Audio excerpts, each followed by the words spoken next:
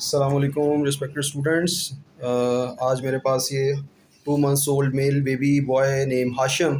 I have a presentation of 2 days history of running nose, fever, reluctance to take feed, and vomiting as well. On examination, I have found a very important examination finding which should be detected by every student, every junior doctor, as well as every PG postgraduate training.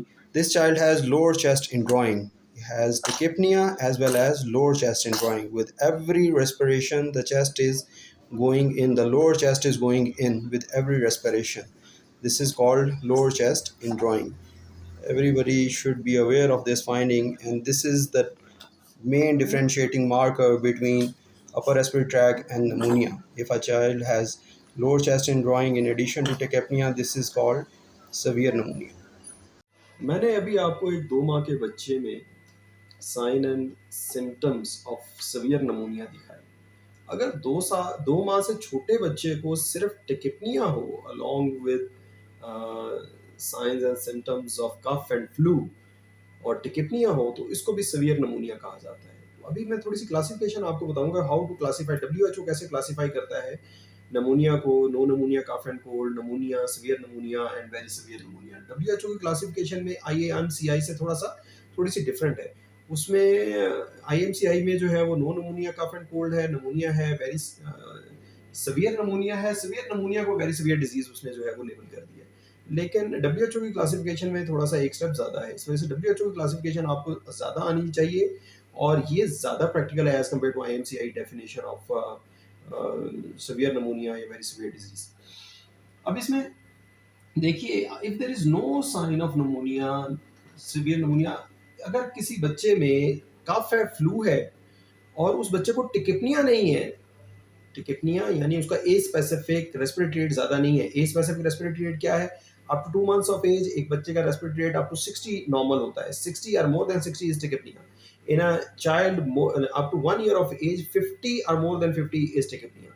Respiratory rate of 50 or more than 50 up to 5 years of age, 40 respiratory rate or more than 40 is tachypnoea. और ये up to 5 year of age तक ही ये WHO की guidelines और आईएमसीआई की guidelines जो है वो अप्लाई होती है। 5 ईयर से अबव बच्चों में जो है वो जरा तरीकाकार और तरह का हो जाता है। असल में आईएमसीआई और डब्ल्यूएचओ ज़्यादा टारगेट करते हैं under infant mortality rate, neonatal mortality rate, perinatal mortality rate और under 5 mortality rate. Under 5 mortality rate इनका सबसे बड़ा जो है वो सबसे बड़ा मार्कर है जिसकी बेस पे ये कम्युनिटी की हेल्थ का अंदाज़ा लगाते हैं कि कम्युनिटी में हेल्थ केयर फैसिलिटीज़ कितनी मौजूद हैं।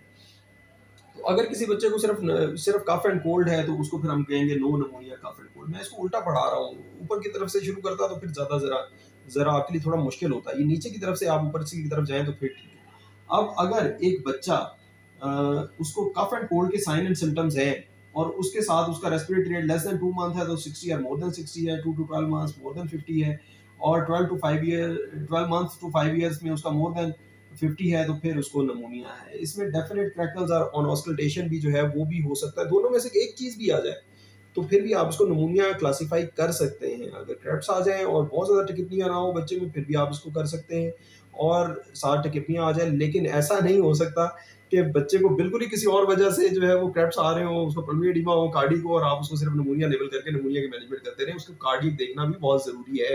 ये बेसिकली हेल्थ केयर प्रोफेशनल्स के लिए, डॉक्टर्स के लिए नहीं है डेफिनेशन ये वाली क्लासिफिकेशंस।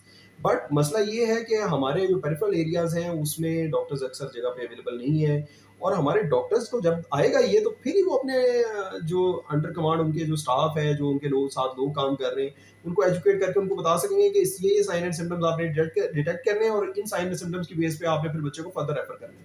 अच्छा जी, अगर टिकनी है तो ये है और इस बच्चे को आप होम केयर दे सकते हैं।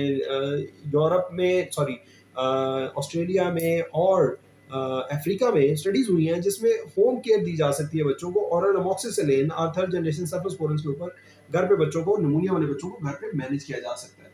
अगर नमूनिया के sign and symptom, cough and cold के नमूनिया के साइन एंड सिम्टम के साथ चेस्ट वॉल इन ड्राइंग आ जाती है in a child 2 months to 5 years तो फिर वो सीवियर नमूनिया है। लेकिन अगर लेस देन 2 मंथ्स है बेबी और चेस्ट इन ड्राइंग आ रही है तो वो फिर वेरी सीवियर नमूनिया और जो है वो हो जाता है। उसमें सीवियर नमूनिया की डेफिनेशन निकल जाती है दरमियान में जो लेस देन 2 मंथ्स के बच्चे। चेस्ट ड्राइंग अगर आ गई है तो ये सीवियर नमूनिया है। इसको एडमिट करना है आपने हॉस्पिटल में, इसको आईवी बेंजाइल पेनिसिलिन देनी है, इसको एयरवे को मैनेज करना है, एयरवे की पिटेंसी को मेंटेन करना है, नॉर्मल सेलाइन नेजल ड्रॉप्स देने हैं, उसको स्टीम इनहेलेशन और नॉर्मल सेलाइन इनहेलेशन देनी है। उसका अगर म्यूकस है तो उसको करना है, उसको आपने जो है वो रिमूव करना है किसी म्यूकोलिटिक एजेंट से। और treat high fever if present, if high fever is present then you treat it, if there is low grade fever then you do not need to focus too much on the fever. Okay, high grade fever क्या होता है? Any fever more than 39 degree Celsius और 102.3 और 102.4 degree Celsius. 102 आप एक ले लें, benchmark ले लें कि जी 102 से अगर ऊपर है तो this is high grade fever. Any fever which is below 102 is low grade fever. अच्छा जी, अगर इसके साथ डेंजर साइंस आ गए, अगर सीवियर नमूनिया के साथ डेंजर साइंस आ गए, there is central cyanosis, child has severe respiratory distress, head nodding हो रही है, हर सांस के साथ हेड नॉडिंग हो रही है, व्हिच मींस बच्चा अपने एसेसरी मसल्स ऑफ रेस्पिरेशन जो है वो इस्तेमाल कर रहा है, उसके एसेसरी एब्डोमिनल मसल्स इस्तेमाल हो रहे हैं, उसके जो है वो स्टेनोक्लिटोमास्टॉइड या एसेसरी मसल इस्तेमाल, ये these are accessory muscles of respiration. अगर ये ट्रेपीजियस इस्तेमाल कर रहा है तो ये इसका मतलब है कि उसको हेड नॉडिंग साथ होगी, उसकी साथ जो है वो मूविंग होगी, हेड उसका नॉड करेगा बच्चे का।